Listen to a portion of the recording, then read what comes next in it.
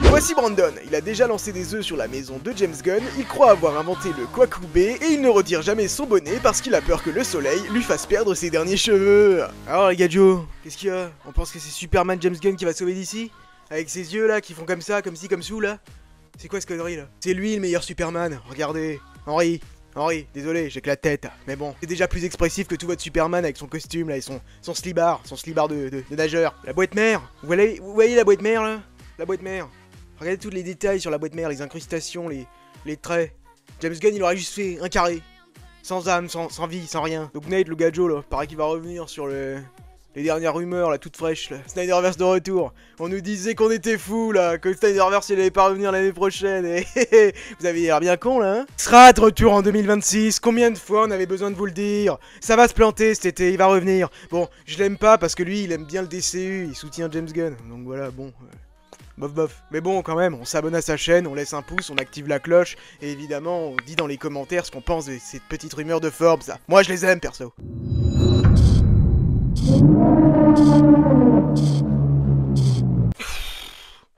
Salut les dicivores, ça va ou quoi, là? Écoutez, c'est pas je me lève ce matin et je vois qu'il y a un article de Forbes. Un article de Forbes qui parle de ce qui se passerait au cas où le DCU de James Gunn cet été avec son film Superman échouerait. Et j'ai trop envie qu'on en parle parce qu'il y a tellement de conneries dedans, mais premier degré, il y a des conneries et il faut vraiment pas que vous vous laissiez avoir parce qu'il y a de grosses conneries dans cet article. Et évidemment, on va en parler dans cette vidéo. D'ailleurs, c'est marrant parce qu'une des premières vidéos de ma chaîne à l'époque, c'était justement sur un article de Forbes. Un article qui parlait justement d'où venait ce hashtag, celle de Snyderverse to Netflix, parce que ouais, c'était un des premiers hashtags qui, pour rappel, avait été lancé après l'annonce de la fin du DCU et le départ d'Henry Cavill.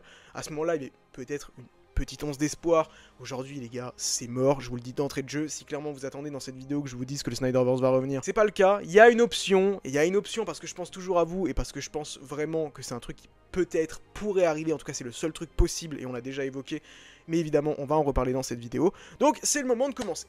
Vous le savez, cet été, il y a le film Superman de James Gunn qui sort. Il sort le 9 juillet. Ce film Superman, il y a un truc que l'article de Forbes a bel et bien raison, c'est sur le fait qu'il y a un énorme enjeu autour de cet univers. Et ça, c'est 100% vrai. Cet enjeu autour de cet univers commence bien évidemment avec ce film Superman. Si ce film Superman ne marche pas, ça va être très compliqué pour la suite. Et il dit d'autres choses intéressantes. Je vous propose qu'on commence par The Batman, parce qu'il dit qu'en fait, la meilleure des solutions aurait été de créer un univers connecté autour de ce film The Batman. Maintenant, c'est vrai que je peux comprendre que ça pouvait être compliqué, surtout quand on voit aujourd'hui l'univers The Batman dans l'état dans lequel il est. Pour rappel, Matt Reeves, actuellement, il y a de grosses rumeurs qui disent qu'il n'est pas en état de pouvoir justement faire ce deuxième film The Batman car il a des problèmes personnels, des gros problèmes personnels qui passent bien évidemment avant le fait de faire un film. Et du coup, le film The Batman 2, pour l'instant, on ne sait pas trop. Il y avait tout un univers connecté qui était prévu avec ce The Batman, hein. Il y avait des projets spin-off, Gotham Police Department, évidemment The Batman 2, The Batman 3, et il y avait encore plein d'autres projets spin-off, l'Asile d'Arkham. Il y a certains de ces spin-offs, même Clayface, qui sont allés dans le DCU. Je pense par exemple du coup au projet Clayface et au projet Arkham Asylum qui est toujours prévu, il me semble bien, dans le DCU de James Gunn.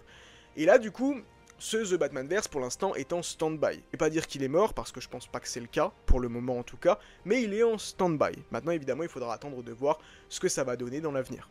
Attendre d'avoir de nouvelles informations là-dessus. Néanmoins, c'est vrai que ça aurait pu être malin d'intégrer The Batman dans le DCU, parce que forcément, ça aurait pu donner une certaine envie à un certain public de découvrir ce film, dans le sens où on nous introduit le Superman de l'univers The Batman. Ouais, j'ai bien aimé l'univers The Batman, le film a quand même plutôt bien marché, soyons honnêtes, il a fait 750 millions, un truc comme ça, et du coup, ça pouvait être une option intéressante. Malheureusement, ils ne sont pas partis dans cette direction, et vont introduire un Batman 100% fantastique dans ce DCU, chose qui n'est pas pour me déplaire, au contraire, justement, je suis très content d'avoir enfin peut-être le Batman le plus complet sur grand écran. Maintenant, du coup, il nous dit, cet article, qu'en cas d'échec du film Superman, bah justement, là, on pourrait avoir une connexion avec l'univers The Batman. Mais en fait, tout ça, c'est très délicat, comme dit, d'en parler dans cette vidéo, pour l'instant, parce qu'on a, comme dit, pas encore énormément d'infos sur l'avenir de la franchise The Batman et sur Matt Reeves. On sait que Matt Reeves, c'était son anniversaire hier, et qu'il a fait d'ailleurs un petit post en disant, en remerciant tous ceux qui lui avaient souhaité son anniversaire, et ça a fait plaisir, ça a fait chaud au cœur.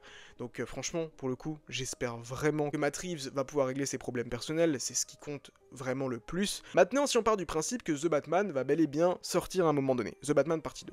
Alors oui, possiblement qu'ils vont faire une fusion des deux univers au cas où justement Superman serait un échec cet été. Parce que ça permettrait de pouvoir sauver l'univers DCU de James Gunn en l'associant avec quelque chose qui a marché. Ce serait foireux, je pense, ce serait vraiment foireux. J'y croyais à un certain moment, parce que ça me paraissait plutôt cohérent, mais moi j'y croyais du moment que ça a fonctionné. Maintenant, si Superman ne fonctionne pas, c'est pas bon. C'est pas bon du tout. Et même, il faudrait que du coup, certains acteurs acceptent. Il faudrait que Robert Pattinson accepte d'incarner le Chevalier Noir pendant des années et des années et des années, et de l'incarner dans beaucoup de projets. On l'a déjà parlé dans d'autres vidéos, mais l'objectif de ce DCU, c'est vraiment de mettre en avant quand même les grosses stars comme Batman et Superman, et de pouvoir les faire apparaître dans le plus de projets, à mon avis, possible. Franchement, ce serait pas déconnant d'avoir un Superman qui arrive à un moment donné dans Peacemaker saison 2. De toute façon, ils ont totalement le droit et les droits pour ramener tous les personnages qu'ils veulent. Peu importe film, série, c'est pas comme Spider-Man qui par exemple pour l'instant on ne sait pas trop s'il peut apparaître dans des séries du côté de Marvel. Là du côté de DC c'est pas la même chose, donc on pourrait même avoir un Batman dans un film Clayface, tatati tatata. Et évidemment ça c'est un peu plus compliqué maintenant avec un acteur comme Robert Pattinson qui on sait est engagé dans beaucoup de projets, et je sais pas s'il a vraiment envie de s'engager dans un projet aussi énorme que celui-ci. Il y a une différence entre intervenir dans plein de films d'un univers connecté, et qui a un univers connecté qui sera radicalement différent de celui qu'on vous a vendu, à savoir un univers très fantastique, comparé à maintenant faire trilogie The Batman, ancrée dans le réalisme, avec du coup des choses, des contraintes en moins. Par exemple, le Batman de Pattinson, s'il avait rejoint le DCU, je maintiens qu'il aurait vraiment fallu qu'il se muscle et qu'il ait la carrure pour s'imposer dans un univers fantastique. Donc cette théorie, j'y crois pas, et même le film The Batman Partie 2, pour moi, me semble vraiment dans une situation compliquée, et je pense en toute honnêteté que s'il devait être amené à sortir à un moment donné, il serait dans tous les cas la conclusion de cet univers The Batman, et que dans tous les cas, il ne l'associerait pas avec le DCU de James Gunn. Voilà. Et même, de toute façon, James Gunn a encore confirmé il y a quelques semaines, quelques mois, que le Batman de Robert Pattinson n'était pas le Batman du DCU, mais que c'était bel et bien un Batman en Elseworld, et que Matt Reeves continuait d'écrire le script. Voilà. Pour l'instant, The Batman, il faut s'en tenir à ça, et je pense pas que ça bougera de ce côté-là. Au mieux, le film finira par sortir à un moment donné selon comment va Matt Reeves, selon comment il règle ses problèmes personnels, ou au pire, le film ne sortira jamais, et du coup, là, on arrive à l'autre option. Évidemment, là-dedans, il y a quand même la bonne option, hein. Je le rappelle, le fait que Superman fonctionne, donc je sais pas, pour que ce soit correct, il faudrait au moins 500, 600 millions, même 600 millions plutôt. Ce serait plutôt mieux de faire un 600 millions quand même.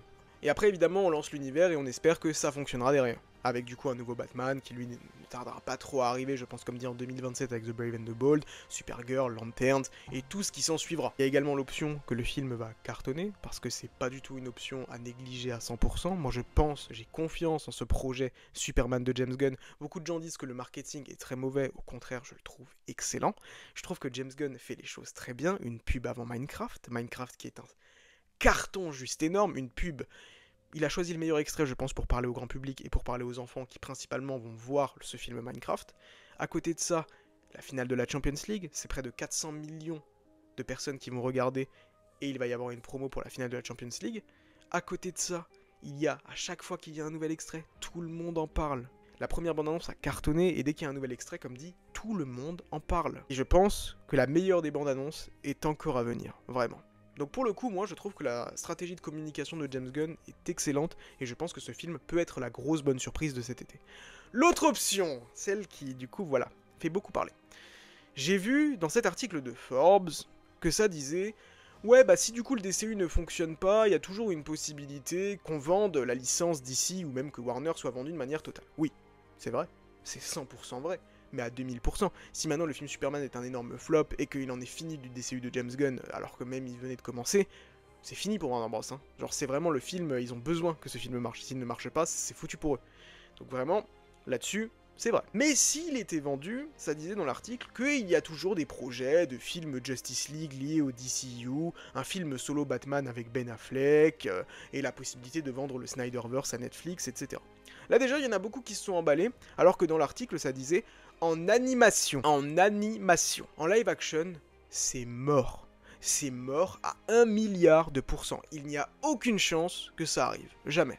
Jamais. Jamais. Jamais. Jamais. Jamais. Le seul projet live action qu'on pourrait éventuellement avoir un jour lié au Snyderverse, ce serait la Ayer Cut. Et franchement, David Ayer, il me fait tellement de la peine parce qu'il n'arrive pas à avancer, et c'est un bon réal, c'est un très bon réal, c'est un gars très talentueux, ça me fait de la peine qu'il n'arrive pas à avancer là-dessus, je lui souhaite de réussir à avancer, Mais à un moment donné, ils sortiront sa cut. Des gens pourront la voir, moi je suis confiant là-dessus, des gens ont pu voir la Schumacher cut. Alors des gens pourront voir un jour la Ayer cut de Suicide Squad, je pense que ça finira par arriver, mais pas tout de suite, c'est logique, ça va pas sortir maintenant, ça arriverait comme un cheveu sur la soupe. Mais je pense que là-dessus, peut-être qu'un jour ça pourrait éventuellement sortir dans quelques cinémas ou sur une plateforme, quelque chose comme ça, peut-être. Mais en live action, autrement, c'est mort. Ben Affleck, il fait que de répéter que limite ce rôle, ça l'a détruit, bien qu'il adore le personnage de Batman, qu'il aime la plupart des films qu'il a fait, mais lui, en tout cas, j'ai pas l'impression qu'il en retire un bon souvenir, vraiment pas. Il était dans une très mauvaise passe à ce moment-là, peut-être que si ça avait été un autre moment de sa vie et que les choses se seraient mieux déroulées, bah peut-être que ça aurait été complètement différent, mais voilà, les choses sont comme elles sont, et aujourd'hui, clairement, on voit pas du tout Ben Affleck renfiler le costume de Batman. Pourquoi pas écrire ou réaliser un projet Batman? Je ne dis pas que ça pourrait pas arriver, mais être lui dans le costume, ça clairement, pour moi, faut oublier, c'est mort. Henry Cavill, il est clairement passé à autre chose. Je dis pas qu'il reviendra jamais dans un projet peut-être futur du multivers, où il pourrait revenir en tant que Superman Kingdom Come, ou un Superman plus âgé ou un Superman maléfique, je ne sais pas, c'est pas impossible, peut-être que ça pourrait éventuellement arriver un jour s'il accepte, parce que n'oublions pas que Warner l'a quand même, voilà, et même d'ici, certaines personnes là-bas l'ont vraiment, voilà, pour juste utiliser ce mot-là, donc faut voir si lui il a envie, là il vient d'être papa, laissez-le s'occuper, il est sur sa franchise Highlander, il a plein de projets, World of Warcraft. Henry Cavill c'est un gars extrêmement talentueux qui choisit pas toujours très bien ses projets, alors qu'il a clairement quelque chose à offrir aux spectateurs, là-dessus il n'y a aucun doute possible. Et donc voilà, lui, je ne pense pas. Ezra Miller, les gars, il a surtout besoin d'une bonne thérapie. Jason Momoa, il est engagé désormais en tant que Lobo dans le DCU, et c'est le rôle de ses rêves. En Aquaman, il ne reviendra pas non plus. Gal Gadot, c'est compliqué Gal Gadot. Gal Gadot, c'est très compliqué aussi. Ray Fisher, on a l'impression que lui, il ne veut plus du tout entendre parler de toutes ces histoires de DC tant qu'il n'aura pas eu d'excuses. Des excuses qu'à mon avis, personne ne lui fera jamais, et c'est triste. Hein. Ray Fisher est une véritable victime. Là-dessus, il n'y a aucun doute possible. Hein. Mais malgré tout, il y a trop de choses qui font que non, ce n'est pas possible pour qu'en live action aujourd'hui, ça puisse se passer. Éventuellement, la seule ouverture qu'il y aurait, ce serait peut-être un jour, comme dit, un projet pour conclure cet univers en animation. C'est le seul truc qui pourrait arriver, mais vous croyez vraiment maintenant que là, si maintenant c'est quelqu'un d'autre, un autre studio qui s'occupe de DC, va se dire « Waouh, le bon filon là, c'est de faire un film d'animation sur le Snyderverse. » Non. Non, désolé, mais non, pas du tout. Oui, peut-être que ça arriverait dans les premiers projets comme ça en mode Elseworld. Allez, on finit votre Snyderverse en animation. Certains acteurs reviendraient pour donner leur voix, d'autres, je pense, ne reviendraient tout simplement pas. Mais à la limite, en animation, c'est pas trop grave. Mais non, à ce moment-là, on aurait encore un énième reboot. Mais là, je pense que on serait plutôt sur quelque chose, au lieu de vouloir faire un univers connecté, on essaierait de faire des mini-arcs, des mini-sagas, à la manière justement comme l'était l'univers The Batman ou l'univers du Snyderverse, à savoir des trucs en 5-6 projets, peut-être 3 en même temps, genre je sais pas, par exemple une franchise Green Lantern avec 4-5 projets Green Lantern, un truc justement Batman avec 4-5 projets Batman, et peut-être je sais pas, un truc Superman ou un autre personnage, il y a plein de personnages, mais voilà, ce serait quelque chose comme ça qu'on aurait, je pense. Ce serait pas du tout le retour du Snyderverse, ça c'est totalement faux, ça ne reviendra jamais, pas en live action en tout cas. Et c'est pas grave, c'est pour ça qu'autant je peux comprendre qu'on soit déçu du fait que le Snyderverse soit terminé et de la manière dont ça s'est fait, c'est clairement moi mon plus grand regret en termes de cinéma jusqu'à aujourd'hui, parce que Snyder a apporté quelque chose d'unique à DC, certaines choses étaient bonnes, d'autres mauvaises, mais relativement il a fait un travail incroyable, et on voit bien ce que ça donne quand on laisse le travail à un réalisateur, bah au moins il peut nous donner une vraie vision et pas juste un film générique. Et James Gunn, il est en train de faire exactement pareil, mais certains sont tellement frustrés qu'ils ne le voient pas, et c'est vraiment dommage. Donc oui, respectons vraiment le passé, parce qu'on doit respecter le travail de Snyder. Qu'on aime ou qu'on n'aime pas le travail de Snyder, on doit le respecter, et les choses se sont faites d'une manière absolument catastrophique pour lui, malheureusement.